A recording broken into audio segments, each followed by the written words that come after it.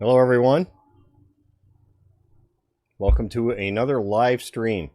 So this one's going to be a little shop update, as well as a kind of an update on all the things that are going on in the shop. Also a update on that last video that I did. That one was pretty crazy. I'm going to turn my volume down here. I can hear it. I can hear myself talking, and that's a little annoying. So hey, if you're out there, chime in on the comments if you're watching this live. If not, you can always drop some comments down below. First off, I just want to say thanks to everyone out there who is supporting me via PayPal, definitely all my Patreon people, and all those of you who have taken advantage of the things that I have over on my Amazon page. All of these links are right down below in the description if you care to go visit those pages. For those of you who don't know, I set up an Amazon page that was, it's meant just to, it's a place to get your parts. But anything that you buy from Amazon, like if you use that as your home page and you drop onto that, anything that you buy on Amazon, I'll get a couple pennies on the dollar. So just want to say thanks to everybody out there who's kind of made that their landing page on Amazon, and that's a huge thing. Also, thanks to everybody who's purchased a poster, and as well as sending me a donation through PayPal. Also, thanks a lot to you few people out there who have sent me some parts, especially parts on Flipper. So a little update on Flipper. Flipper is gone. It already is gone. It went right out the door just as fast as as soon as I backed it out, it was sold. So that was cool. Actually, I wound up selling it to my brother. He's the guy that bought it.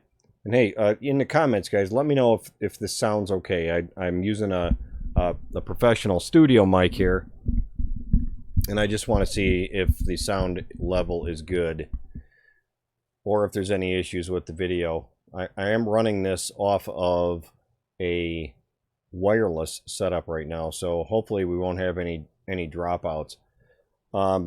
Anyways, Flipper, yeah, my brother bought it, and that was kind of a surprise for me, and I'm glad he did. Obviously Flipper's probably going to wind up back in the shop because he doesn't know anything about the LT, how to work on it, that kind of thing. So. And he lives local enough that he can get over here. Yeah, thanks. Good. I'm glad everything's sounding good, guys. Appreciate that. So, that last video I did, sometimes things go very bad. That video really surprised me with how many views that thing got. That is like my #1 right now on the fastest growing video. I think it's over 20,000 views in 2 weeks. That it's been out there now for I think 13 days, and it's gotten like 20,000 views. That's pretty huge for me. Now I know that's nothing to a lot of YouTubers out there. A lot of YouTubers, they'll get 1 million views in the first couple hours, and that's not me. I think my highest grossed video to date is the one that is on. I think it's on the performance. It's either the performance one. No, it's the tips and tricks video. That one I think is #1 on the channel. That's got hundreds of thousands of views, and that's cool. So anyway, going back to that one where I had to cut the swing arm off. So many comments on that video. There's got to be over 200 some comments, all of which I've read. So if you've put a comment on there, just know that I did read it. I responded to a lot of you guys. I'll continue to respond as more comments come in, including questions and things that had to do with other motorcycles. But it seemed like the #1 suggestion on there was to weld a nut onto that stud and then try it, because the heat would superheat that stud, would cool off, and I might have been able to break it loose. I really don't know if that you know, would have fixed it or not. I do still have the other half of that thing right here. Here it is, and that stud is still stuck in there. It's stuck on there tighter than the hubs of hell. And yeah, I will weld a nut on there. So, you know, the thing is, I could weld a huge nut on here now, and that would get it off of there. But I need to keep it small. I need to keep it reasonable so that it fits within this circle, so I can get a socket over the top of this. So it's going to be big enough that, you know, obviously it can be welded on there, but it also has to be small enough that I can get a socket on and still have fit within that hole that's in the side of an LT in order to get that stud off. So that'll be another video coming up. I will try it on that. I will take your suggestions. It's only going to go one time. Well, maybe it'll go 2 times, because who knows, maybe it'll just break it off, and then I'll have to go to some other means. But a lot of suggestions, everything from setting fire to it to C4. Let's see what else. There was, you know, try cooling it down more using graduated drill bits to make that thing larger and larger, so that, you know, I did sort of try that. I don't have access to all of those big industrial tools. I don't have anything that would be that size in order to get that out. You know, that thing would have to be about 7/8 of an inch big, and oh my gosh, that would take forever to drill that out. It was really a lot easier just to cut the swing arm off and get a different one.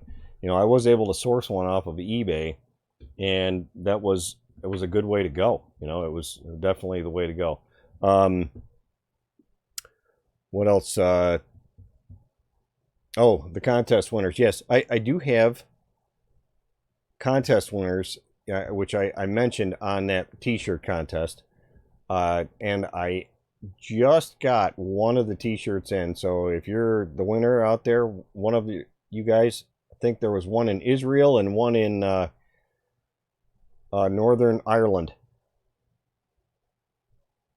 I will be sending you the shirt. I just got one in today. I'm waiting for the other one to come in so I can go to the post office and get those out. They are looking really good. This is not one of the winning shirts here. It's one that I just got today. I bought a variant for myself, so you can see it's a gray T-shirt with the KMS logo on it, as well as the red, white, and blue, or red blue logo on the back. And they look really good. These are off of the Teespring account, so I've got 2 areas where you can get them. You can get them either on the Amazon page, or you can get them over on Teespring, which is in that link below, both of which are, you'll see it in the link below if you care to get one. I make about $5 on a shirt, and every little bit helps. So yeah, so we got any questions out there, you guys? I will go on to some questions that are on the internet if I don't get any questions from you guys. I see Grandpa Smurf. Grandpa Smurf. Are you blue, Grandpa Smurf? That's the question. Yeah, my brother, that the fix was in. No, not really. No, that wasn't it at all. I did leave it wide open, and he did express interest. You know, a few videos in, you know, I offered to him. I told him, you know, I called him up one day, and I told him that I had this bike, and he was actually looking for a Goldwing at the time, and he was just like, you know, I really want a Goldwing. I'm like, man, are you sure? And he's a couple years older than me, but he's not really old enough for a Goldwing. You guys know you got to be like 115 to have a Goldwing, and then you trike it out, and what's next? You know, get a motorized wheelchair too, I suppose. He's probably watching right now. Anyway, yeah. A lot of thanks. Good. I'm glad everything sounds good. Paris. It's pretty wild. Like, it's, you know, you guys see me all over around the world. So one of the other questions that I get a lot is about my torque wrench. It's, you know, what is that torque wrench? What is the thing that I have? So I got it here. It's made by Snap-on. And I'll give you the model number and everything. So here it is right here. And, oh boy, I can't read it. All right. It's an ATEC 2FR100B. That's the, if you go on Snap-on's website, for those of you who are interested in this, you go onto snapon.com and just start looking at their torque wrenches. This is their 3/8 torque wrench. This one only goes up to 100 foot-pounds. I know that their newest ones go up to 125 foot-pounds. 100 foot-pounds is fine for me, though. That in Newton meters is, you know, I don't even, it's pretty high, but it's everything that I need to do, all of the torque specs on there, except for doing the heavy stuff like clutch work. So you can't torque down the swing arms. You can't really torque down the final drive onto the, you know, because it takes like 160 Newton meters. There's certain things that this will not cover, but so that's where you have a bigger one. You know, you got the 1/2 inch for that. Anyway, yeah, this one, I love this thing. You know, it's got internal lights, which I don't really need here in my shop. You can see right there. And it's got these presets. You see right there, it says preset. It's got all these different presets where I set it up through presets. So I've got all of my, kind of my standard presets that I, you know, kind of my go-tos, or the ones that I do in sequence. You know, say like, so I'm going backwards right now, but here, I'll go forwards. So let's see here. 41, 43. So 19, this is where I get to the front wheel stuff. So you got 19 is your initial torque spec on the front wheel. That's your second torque spec on the front wheel. And then you've got your pinch bolts. And then that's going to be for the BMW, I think the ones that are, no, not BMW ones, the ones that the Brembo brakes, that's Brembo brakes. And if I go backwards to 30, that's going back to the BMW front brakes. And then that's the rear setting, so the rear tire setting. And then that's the second setting on the rear tire. So you got 105 foot-pound or Newton meters. So it just helps me be a little bit quicker here in the shop, and this thing is dead on. I did just have it calibrated, and because it was still under warranty, so I thought, yeah, I'll just send it in for a calibration. And yeah, that's what that is. You know, if you're gonna buy one of those Snap-on ones, you're gonna be shelling out the big bucks for that. Those are, you know, those things are $400. They're a lot of money. But that's what it's kind of the stuff I need when I'm working on some of this equipment and the bikes. Another thing, another really cool tool I wanted to show you guys that I got from the Snap-on guy. I had him custom make me a very small 3/8 ratchet. This is in a 1/4 inch body. I'll go grab a 3/8 just to show you the size comparison.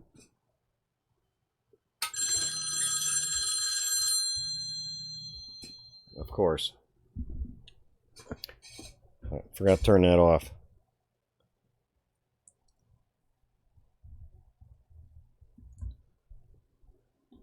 So here is it right next to a regular 3/8. You can see the difference is humongous. And that's a 3/8 ratchet, little tiny thing, and it's still guaranteed for life. and it will get me into those very small little spots on any motorcycle. There's so many areas that this club here doesn't fit into, so that's why I got that one. If you guys have a Snap-on dealer or you have access to one, they can make you one of these. It's basically there's an option for, I think, the really small, like the small stubby one. They can put a 3/8 ratchet in there, so happy about that. Anyway, you guys got any questions? This is a live Q&A, so otherwise I'm gonna have to pull up some off of the web page here. In fact, I think I will.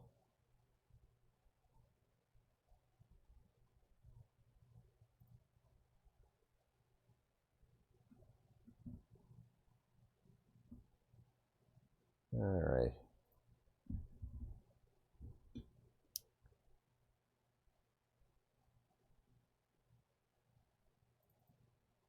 Sorry, I'm looking way above here because it's I got two monitors. I got one that's up toward the ceiling, and that's one I'm using for all the questions. One guy says he was thinking about buying an RTP, or he rides an RTP. He was thinking about buying an LT, but then after he watched my video on like an introduction to it, he decided not to. He's gonna stick to oilhead boxers. Hey, they're not for everyone, that's for sure.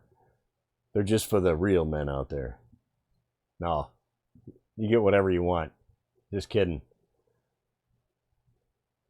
Let's see here.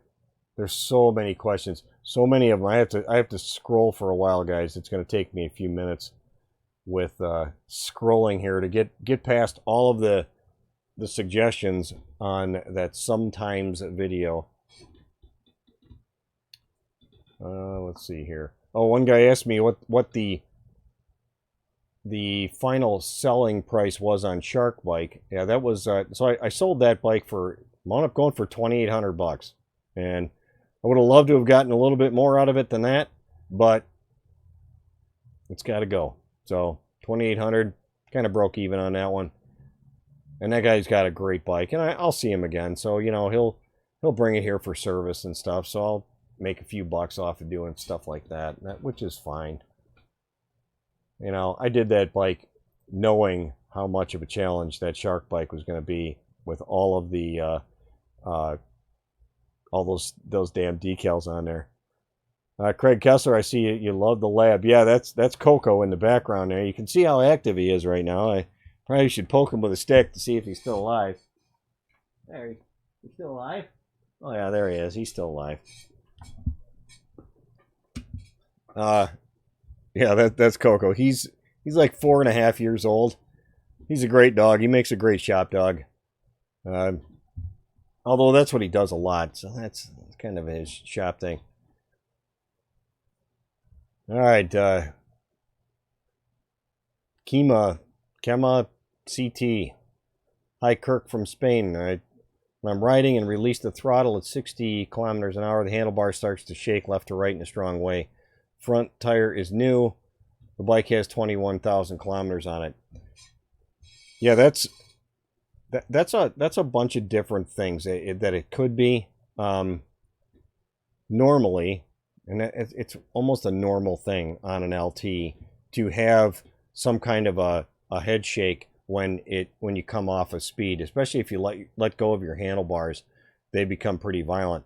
And that really is also on the later model bikes. So everything from I think it's like 03 or something and up all the way to 09. They changed the geometry of the motorcycle and to lower the center of gravity a little bit because they were having so many customer complaints about them falling over in parking lots and in gas stations and stuff. So they changed the geometry a little bit and they lowered the center of gravity. It really changed the whole bike characteristic in that it will start to wobble. Now those things can be exacerbated pretty heavily by I think depending on the tire that's on there. You said you have a new tire. You didn't write what tire you have, but I'm going to bet that it's probably a Metzler tire. if it's the Metzler 880 tire, that's one of the worst tires that there is when it comes to that head shake. I know a lot of you guys out there swear by those things, but you got to look to see where that Metzler was made. You know, look on the side of the tire and see if it was made in Germany, then that's probably a really good tire. Unfortunately, some of them are coming out of Taiwan, some are coming out of Korea, some are coming out of China. It will say it on the side of that tire where that thing was made. And if you got one of those Chinese tires, you may want to go and talk to the guy you bought it from and see about getting that changed out again and putting something different tire on there. Even don't be afraid to even put a radial tire up there. It's not going to hurt anything. You're going to probably have a better ride anyway. I hope that helps you out. The other thing it could be too is the steering stabilizer. If your steering stabilizer is completely shot, that steering stabilizer helps just a little bit. Just a little. Oh, so you got a Bridgestone. Okay. Well, a Bridgestone, that shouldn't be going on. So your steering stabilizer, like this one, this is an aftermarket one made by HyperPro, but you know, it's designed to just kind of slow down that back and forth action so it doesn't get away from you. Basically, it prevents the tank slappers from happening. Devin, you said you replaced your rear brake disc with an EBC, including new pads, thanks to you. Yep. Very cool. Yeah, those EBCs are definitely the way to go, especially that rear disc. That's a very, very good disc. I've got one here in the shop that I keep on hand for anybody that needs one from here. You know, if they you know, show up and they need a disc or they need brake pads, whatever. I try to keep all that kind of little stuff here in my shop, including a clutch and everything. Speaking of clutches, this was a record year for clutches. It was a really slow start to my year. I thought I was going to, you know, starting like as soon as the snow melted off, I thought I was going to get slammed with bikes coming in here. It really wasn't the case. It really was a super slow start. I wouldn't say I started getting bikes until, I don't know, it was like mid-June all the way into July, and then it was just like, it's on. You know, I was just clutch after clutch after clutch. So many clutches.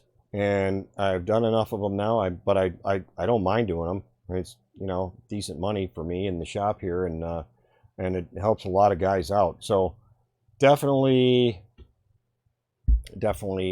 grateful for all of the people that come out here. If you guys are, you know, if you're in the U.S. and you would like me to work on your motorcycle, all you got to do is contact me through my contact page at kirksmotorrod.com. I don't put my phone number on there. My phone number is out there, though. I get phone calls all the time from people. And so, you know, if you look hard enough, you'll find my phone number. But I don't put my phone number on there only because I don't want the web bots and all the other spam crap that I get to just, you know, overwhelm my phone number. You know, it's my personal phone. It's this cell phone right here. And you know, I don't need it to go completely hog wild with phone calls day and night with, you know, some offer for new siding or something on my house. It's not cool. Rafael Costa, yeah, I see you're still waiting to replace your drive shaft. So, you guys, for those of you guys, maybe some of you saw it on Facebook. He had a drive shaft issue where his bike developed a noise after he did some services to it, and it looked like it wasn't related at all to the service work that he did. It just happened to be that his drive shaft gave up the ghost, and one of the U-joints got locked up on there and really started kind of banging around and stuff and making a lot of noise. It just winds up being a drive shaft. And wound up, Raphael, I hope you can still do your trip someday. I know you were planning on a big trip on your bike, and that kind of put the kibosh on that. So that's too bad. Well, anyway, let's go back here. Andy Red.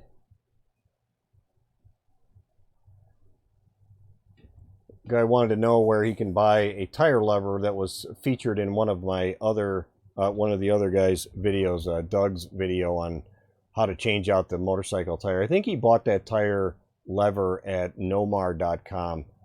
That was, I'm certain he bought it there. It was that one's pretty beefy, and it doesn't scratch up the rims. Other people say that they've had their last BMW 3 years ago, never again. Yeah, okay. That's okay. It means there's more for us.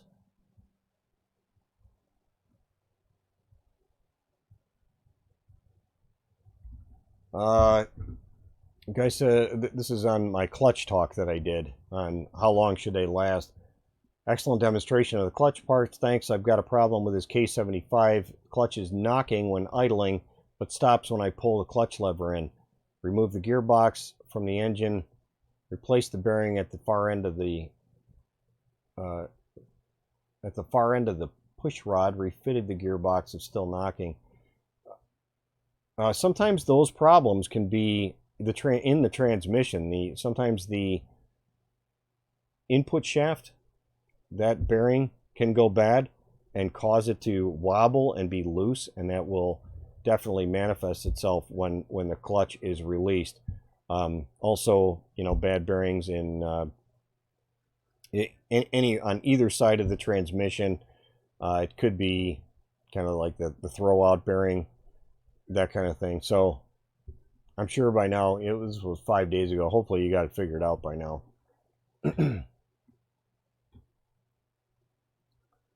Hi from Germany. All right, Germany. Still a lot of comments. Just kind of paging through the hundreds and hundreds of comments here.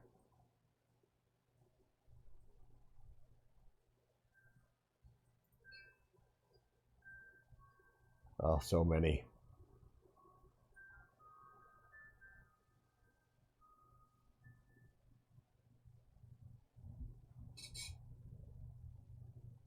Somebody was asking me a question on how to get the fuel strip on the motorcycles to work. So, I've got that GT now, and it had a bad fuel strip in it where it just constantly read that it was empty. No matter how full it was always reading empty. And I'm going to demonstrate how to do that. I will make a standalone video on how to get your fuel strip to work again. But I just so happen to have a fuel assembly here, a fuel pump assembly, that's missing the pump, but that doesn't matter. This is the nightmare right here. This is the fuel strip nightmare. This was BMW's brilliant freaking ideas on, instead of, just using a tried and true thing, which would be a float system that would just kind of, raise up and lower down. Always works every time, never goes bad. They decided to replace it with a fuel strip. And inside of these things is a really thin piece of metal. It's like a piece of foil, basically, that when gasoline sits on the strip, it probably increases resistance, and the more it increases the resistance, it tells the computer approximately how much fuel's in the tank. What a dumb idea. Well, BMW has had so many problems with these that they have warrantied them for 12 years on your motorcycle. So if you guys have one of these and your bike is less than 12 years old, go see your BMW dealer. If you have a problem, go see your BMW dealer and get this thing fixed. That thing being out there is a 2007, and it's really right on the cusp. So I just decided, you know what, I'm going to try to fix this thing and see if it works. So this is the part that you see on the outside of your gas tank. This plug right here, that is the one that goes to the fuel strip. Okay. And what you have to do you go get yourself, you go get yourself a little piezoelectric shocker, okay? Shoot sparks out. If you grab onto it and shock yourself, well, that's on you.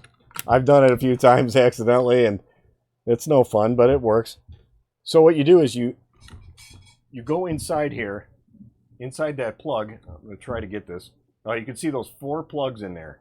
You want to go into the middle ones. Yeah, I can't hit this thing on the camera. So you want to go to the middle one, the 2 middle ones, and just shock the hell out of them.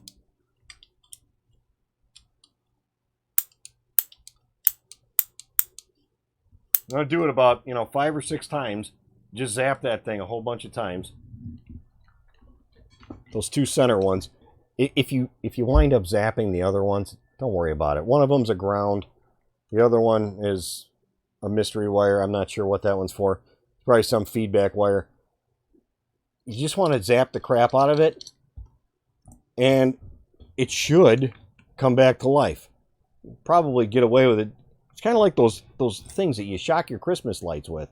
If you've got one of those little guns that you hook it into one of the bulbs and just zap the thing a few times, and then hey, the lights come back on. It's kind of the same premise.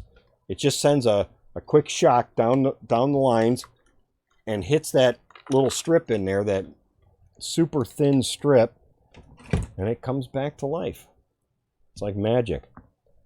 Now, some of you are probably thinking, oh, I'm not going to do that on my gas tank because you're going to blow it up. No, you're not. There's electricity going through there now. You're not going to blow anything up. You're not going to set your bike on fire. You can do it. Make sure you got a full tank. Do it on a full tank or a 3/4 tank. Just, yeah, there it is. And then boom, it's not gonna blow up.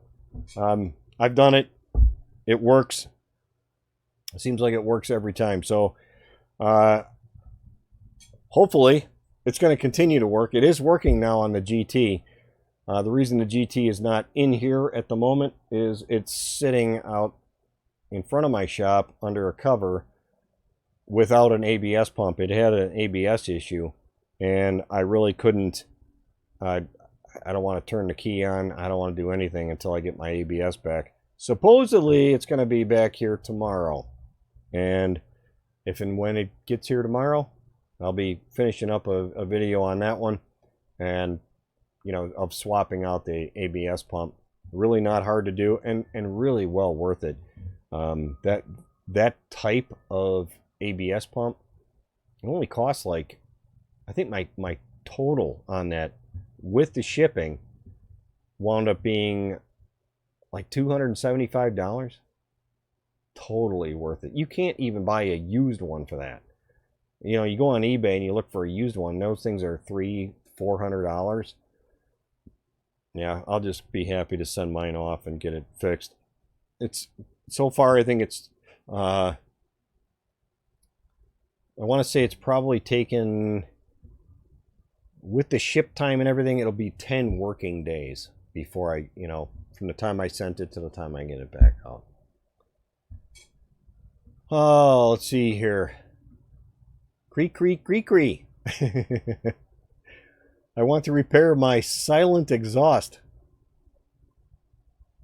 How made it's possible or no? I don't know what you're trying to ask me. You want to repair your exhaust? What's wrong with your exhaust? I don't know what you're asking. I can't understand that one. I'm sorry. Do you fix fire damaged BMWs? Don't get smart, Grandpa Smurf. I'll smack the blue right out of you. Depends on how fire damaged they are, I guess. Why don't you bring your bike over here? We'll set it on fire and then we'll see if we can fix it. How about that? A guy, Ronnie Lackery, was asking me on one of my other live events. He's asking me if he can replace a standard bracket with an electrical bracket on a 99 LT. I'm going to make an assumption and think that is the the center stand you're talking about. And the answer is yes, you can do that. The only difficulty is the electrical. That's just it. You know, you're not going to have the same controls. You're not going to have the computer button that's up on the handlebar. You're going to have to hook up an auxiliary switch, and I've seen them located somewhere on the side. I've seen them located up on the top, up by the radio stingray. It's just going to have to be a heavy-duty, like, push button, a momentary on button that you can lower the carriage down, and then, you know, when you roll off of it, you're good to go. You just don't want to. The other thing you'll be missing too is the safety shutoff and that kind of thing. You know, you could lower the center stand even while you're riding if you've just got it wired in, which could make some really cool sparks. I gotta say, that'd be kind of cool. Might be something I would do, although you would crash for sure. Do you have any advice on replacing brake and turn signal lights with LEDs? They don't need CAN bus LEDs, do they? No, they do not need any kind of CAN bus LEDs. There's no... The LT does not have a CAN bus system, mercifully. It's got enough of its own problems with the, you know, with the clutch and everything else that can go wrong on the LT. Definitely not something you want to mess with. Let's see here. Another guy asks, got a used 2001. The temperature gauge stays pretty close to the red, but not in the red. Is that normal? Yeah, about the temperature on an LT, or really any of the models, they tend to hover either just below the middle or just above the middle, depending on the ambient temperature outside and how fast you're moving. If it's running into the red, as long as the fans are kicking on and it's coming back down, it's all good to go. You guys can keep using it. I've had my fans on going up a really big mountain, I think Pikes Peak out in Colorado, that the fans stay on the entire time going up there because the air is thin and it's under a lot of load because it's going up a big hill. But it never climbs into a danger area. If it ever does, if it ever goes, you know, really into the red, your bike it will shut down and it will kill the bike until it cools off. So you don't have to worry about it too much. You could certainly check the coolant level, check the, you want to make sure that your temperatures are, you know, it's not like reading crazy. You can do that through the GS911 tool. There's ways to get the live data so you can actually see what your bike's actually doing, and you can even graph it out to see, but it doesn't really sound like that's even an issue, to be honest. Let's see.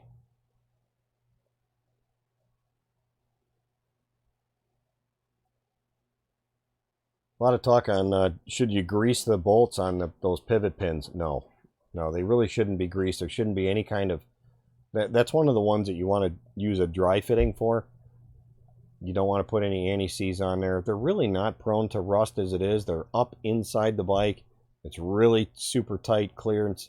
The thing is with those pivot pins, they were just on there way too tight. You guys probably watched that video, and it about killed me to try to get that thing off. About busted the vise on my bench. Got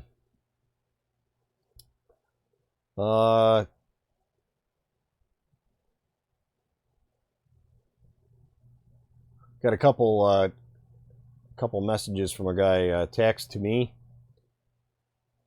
He said that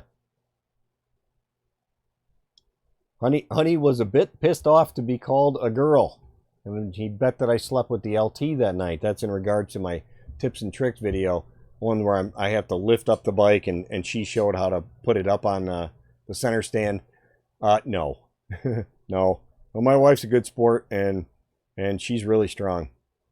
I can lovingly call her a beast, because she is.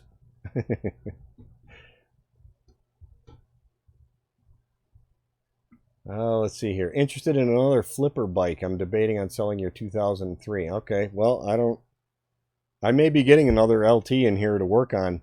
I had a guy offer me one down in Texas. I just got to go down there and get it or have it shipped up here. One of those. And that's just more like time and money. Kind of like the LT. Time, money. It's usually money and parts, though. And time. Yeah. It depends on where you get your parts. Let's see here. Oh, so many. Normally I print out all of the questions. This time I'm just kind of going through them because there's so many. I'd probably have about 15 pages worth of printing, and they're all off of that one video.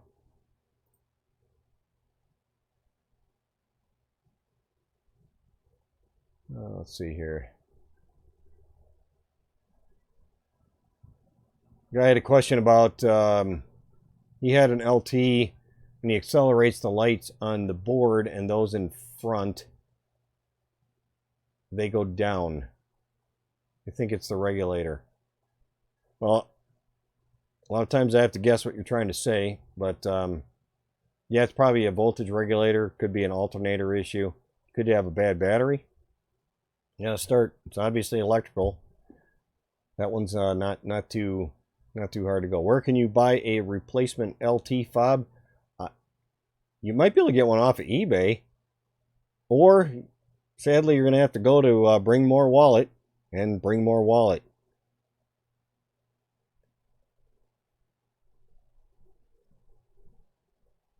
Some guy was saying how he'd rather have a Harley. Totally fine. Everybody has to have something different.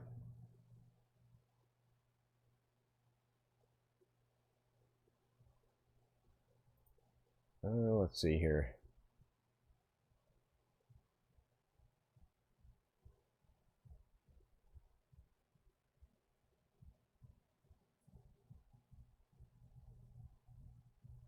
Well, a lot of the questions I've already covered. You guys have any other questions?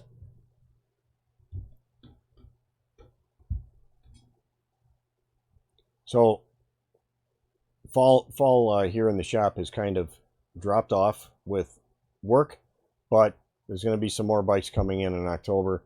I got a few more. I think I got another clutch. I actually have an alternator coming in. I got to do an alternator job, as well as some more brake lines, that kind of thing. Larry wants to know who repairs the radios. Yeah, I think there's somebody over in the UK that will repair radios.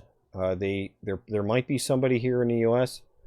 I've said it once. I've said it quite a few times. I don't like the radios on the LT, and I don't want to do any service on them. I'll take them out for you, right? But as to, I've never really had to investigate who is the one that does that. I do know that somebody in the UK though can fix that. Whether it's the UK, might be over in Germany. You probably have to send it overseas, unfortunately, if you're here in the US, Larry. But yeah, that's kind of the way you got to go. What you could do just to research the issue is go on to the LT forum. There's so much good information there. It does take a while to look, but maybe you got some time on your hands in the morning or at night, when you come home from work. Go on that LT forum. Just sit there and pore over that information. There's so many good people on there, and there's so much knowledge. It's ridiculous. I mean, I'm probably one of the most public faces of the LT, but man, those guys on the LT forum, they know what they're doing. So you have to go check that out. Anyway, guys, I think what I'm going to do here is, I don't think I have anything else to show you or anything at the moment. You can see he's still sleeping, but I think I'm going to cut it off here, and yeah, I'll have to see you on the next video. I think the next one coming out, I don't even know. I've got quite a few videos that are kind of backlogged. I've got my little cards here with, you know, that go to my camera. They're pretty full. So I definitely got more videos coming out. Make sure you hit that notification bell on if you're a subscriber, only because, one, you'll get notices when I put out a new video, but two, you'll get notices on things like this, you know, when I'm about to throw up a live video. And if you got any questions, you can always hit me up. Again, you can contact me through my contact page over at kirksmotorrod.com. Guys, thanks so much for watching. Good seeing you all, and I will see you on the next one.